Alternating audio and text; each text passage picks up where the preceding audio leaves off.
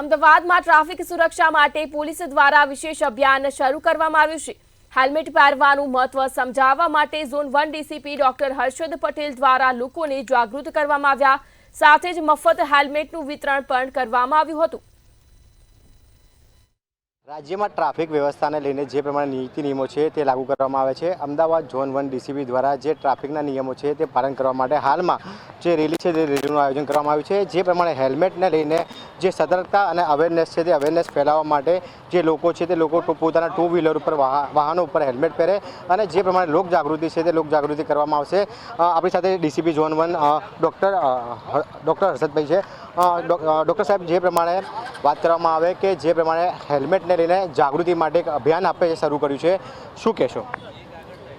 અમદાવાદ શહેર અને સમસ્ત ગુજરાતના નાગરિકો જ્યારે ટુ વ્હીલર વાહનો ચલાવતી વખતે ફરજિયાતપણે હેલ્મેટ પહેરે, નાગરિકોમાં હેલ્મેટ પહેરવા અંગેની જાગૃતિ આવે અને રોડ અકસ્માતમાં જે માનવ મૃત્યુ થાય છે એને આપણે નિવારી શકીએ, એની સંખ્યા ઓછી કરી શકીએ, તે અનુસંધાને હેલ્મેટ જાગૃતિ નિમિત્તે અમદાવાદ શહેર પોલીસ કમિશનર શ્રીની સૂચના અનુસાર, એમના માર્ગદર્શન અનુસાર આજે અમદાવાદ શહેર પોલીસ ઝોન 1 વિસ્તારના તમામ પોલીસ સ્ટેશન ખાતેથી એસીપી શ્રીઓ, પોલીસ ઇન્સ્પેક્ટર શ્રીઓ અને આશરે 200થી પણ વધુ પોલીસ કર્મચારીઓ પોતાના વાહનો સરકારી અને ખાનગી લઈ અને હેલ્મેટ પ્રત્યેની જાગૃતિ અમદાવાદના નાગરિકોમાં પ્રચાર અને પ્રસાર થાય એ માટે નવરંગપુરા, લો ગાર્ડન,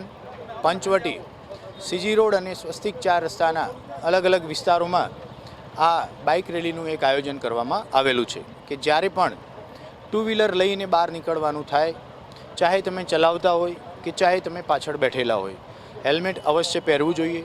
તેનાથી માનવ મૃત્યુ નિવારી શકાય અને અકસ્માતમાં થતી ઈજાઓ પણ ઘણા મોટા પાયે ઓછી કરી શકાય એવી શક્યતાઓ રહેલી છે।